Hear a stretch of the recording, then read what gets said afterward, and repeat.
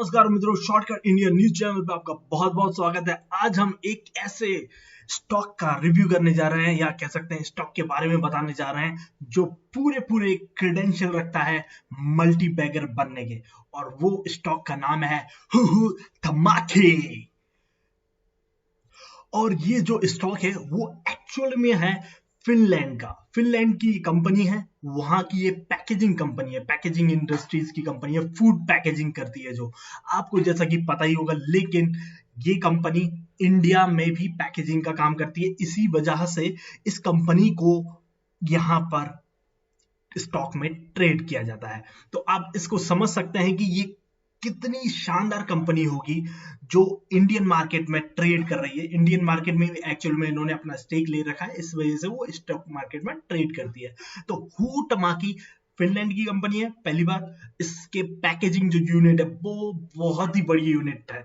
अभी आपने burger king का स्टॉक के बारे में सुना होगा, ठीक है। तो बर्गर किंग का स्टॉक जो था वो तो अभी काफी अच्छा चल रहा है, काफी प्रीमियम पे एक्चुअल में ट्रेड कर रहा है। लेकिन बर्गर किंग की भी पैकेजिंग जो करता है वो हुहु धमाके करता है। तो आप सोच सकते हैं कि किस तरह की पैकेजिंग इंडस्ट्री है। ये बहुत ही बड़ी पैकेजिंग इंडस्ट्री है।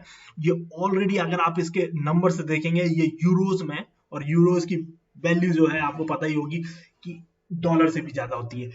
865 बिलियन रेवेन्यू है ये इसका, ठीक है। तो आप सोच सकते हैं बहुत ही बड़ी लेवल की कंपनी है। हालांकि मैं इसको कन्वर्ट करके दिखाऊंगा तो आप कहेंगे कि काफी बड़ा अमाउंट है, बाद में दिखाएंगे इसको। लेकिन अल्टीमेटली अपन को डिस्कशन जो करना है वो ये है कि ये जो इंडस्ट्री है बहुत ही ज्यादा ग्रो करने वाली है, क्योंकि अभी लॉकडाउन लगा हुआ है, आपको सभी को पता है। नाक आंख हाथ में, मतलब हाथ उंगली नहीं डालना है, क्योंकि कोरोना चल रहा है। तो इसी वजह से पैकेजिंग फूड्स की बहुत ही ज्यादा डिमांड हो चुकी है। तो ठीक है, अभी हम आपको बताते हैं इस स्टॉक के बारे में।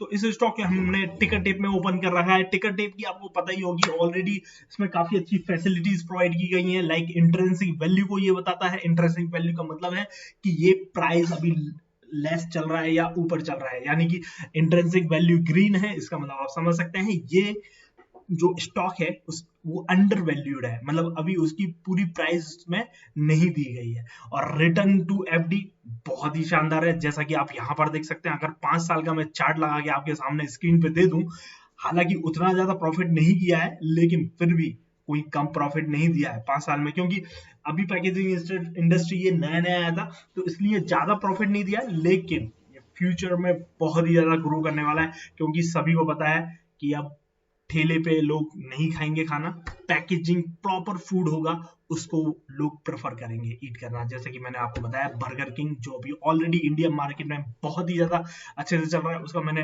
बर्गर भी खाया, बहुत ही टेस्टी था। हालांकि यहाँ पर अपन बर्गर किंग नहीं, हुहु धमाके की बात कर रहे हैं, हुहु धमाके इंडिया का, ठीक है। इसकी काफी और भी पैकेजिंग है, वो भी अपन डिस्कस करेंगे बाद में। लेकिन अल्टीमेटली आप समझ सकते हैं ये स्टॉक अभी तक ज्यादा ग्रो नहीं करा है, लेकिन अब जब ये ग्रो करने पे आएगा, सिर्फ 7% का रिटर्न दिया। आप अगर एफडी में भी रखते तो आपको 7% ही मिलता है, तो आपको काफी अच्छा प्रॉफिट एटलीस्ट। इवन आप देख सकते हैं कि जो एफडीज है वो भी बहुत ही कम हो गई है। एफडी का जो भी इंटरेस्ट मिल रहा है वो 6% है, तो आपको एफडी से तो ज्यादा ही रिटर्न मिला है। और अभी इसके ग्रो करने के पूरे पूरे चांसेस है। तो यहाँ पर पूरे चांसेस नहीं है, ये पूरा करेगा डेफिनेटली।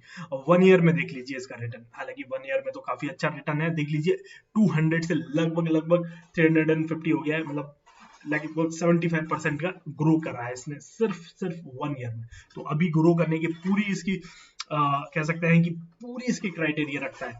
और फिर अपन बात करें इसकी रिटर्न टू एफडी, अपन ने ऑलरेडी बात कर ली है। डिविडेंड कम देता है, हालांकि आपको पता ही होना चाहिए जितनी भी प्राइवेट कंपनीज है वो डिविडेंड कम देती हैं। इसका रीजन है कि वो अपने बिजनेस में इन्वेस्ट करना चाहती है। डिविडेंड वो कंपनियां देती है, लाइक सरकारी कंपनियां हो गई, गवर्नमेंट कंपनीज हो गई, जिनको अपना बिजनेस ग्रो नहीं करना है, सिर्फ अपन का डिविडेंड जो भी प्रॉफिट मिला है उसको सब में बांट देते हैं।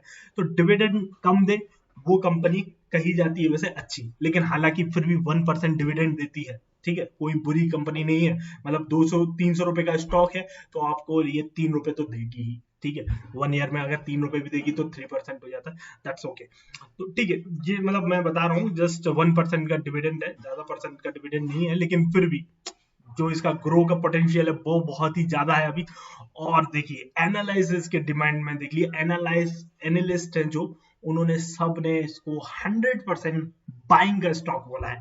तो इससे आप ऑलरेडी समझ सकते हैं ये स्टॉक पूरा मतलब सभी की नजरों में है। ठीक है, फिर चलिए बात करते हैं कंपनी की प्रोफाइल। जैसा कि मैं ऑलरेडी बता चुका हूँ, ये पैकेजिंग की कंपनी है, तो पैकेजिंग के में ही काम करेगी। ठीक है, तो वो तो आप, और इसके बारे में ये ऑटोमेटिक, देखिए सबसे बड़ी बात तो यही आपने बोला पैकेजिंग के सही, ये ऑटोमेटिक पैकेजिंग करती है। तो बहुत ही ज्यादा मतलब लोगों की अभी डिमांड है कि हमें किसी के हाथ का छुआ खाना ना मिले, हमें खाना मिले वो उस टाइप का जो पैकेजिंग मशीनों के द्वारा हो, जिसमें इंट्रिकिटी हो, जिसमें लोगों को मतलब कोई भी गंदगी ना मिले, क्योंकि कोरोना तो चल ही रहा है भैया। ठीक है, तो ये चीज हो गई इसकी सेकंड प्रोफाइल के बारे में जो बता दिया मैंने। पीयर कंपनीज आप देख लीजिए, अगर पीयर कंपनीज के बारे में ईपीएल, अगर आप इन कंपनीज को देखेंगे तो आपको पता ही होना चाहिए कि ये कंपनियां कितने कितने 169 रुपीज पे मतलब इसका लो था, हाई इसका 318 था। ईपीएल कंपनी का नाम मैं बता रहा हूँ। उसके बाद जिंदाल देखेंगे तो जिंदाल देखिए 939, ये कंपनी को मैं मान सकता हूँ, और इसी की टक्कर की ये कंपनी है। यूफ्लेक्स 475। ठीक है, तो ये कंपनियां हैं देखिए, ये सारी जो ग्रेवर हाईटेक, ठीक है 945। इसकी मतलब आप पीयर कंपनीज को कंपेयर कर लीजिए, आपको पता चल जाएगा कि आप किस तरह का स्टॉक उठा रहे हैं। लगभग सभी स्टॉक आपने देखे होंगे कि 800 की 900 की रेंज में है इनके प्राइसेस, तो अभी सिर्फ कितने पे मिल रहा है आपको? 294, इतना सस्ता मिल रहा है आपको। It's amazing. अभी मैंने आपको ऑलरेडी दिखाई दिया, ये एक फिनलैंड की कंपनी है, यूरोपियन कंट्री है, यूरोपियन कंट्री की कंपनी है जिसमें आप इन्वेस्ट करने जा रहे हैं। पैकेजिंग की, वो भी बर्गर किंग जैसी बड़ी कंपनी का पैकेजिंग करती है, काफी और चीजों का भी पैकेजिंग। मैं जस्ट एक नाम ले रहा हूं तो इसका मतलब ये नहीं है कि सिर्फ एक ही कंपनी की पैकेजिंग करती है। एंट्री पॉइंट गुड है, जैसा कि मैंने बताया कि अभी तो अंडर वैल्यूड स्टॉक है। नो रेड फ्लैग, कोई कंपनी के अंदर रेड फ्लैग नहीं है, मतलब कहीं पर भी ये एएसएम लिस्ट या जीएसएम लिस्ट में नहीं लिस्ट करता है, यानी कि ये कोई भी इसको मैनुअली ड्रैग आउट नहीं कर रहा है। ठीक है, फाइनेंशियल ट्रेंड देख लीजिए। सबसे बड़ी बात होती है कि फाइनेंशियल ट्रेंड के बारे में पता होना चाहिए कि वो प्रॉफिट कर रही है या नहीं कर रही है कंपनी। आप यहां पर देख सकते हैं प्रॉफिट के तौर पे ये वैल्यूज जो दी है वो है 1000 करोड़। 1000 लगाएंगे फिर करोड़ लगाएंगे, 000, ये 60 करोड़ का प्रॉफिट किया। फिर इसने 30 करोड़ का प्रॉफिट किया, फिर 170 करोड़ का प्रॉफिट किया।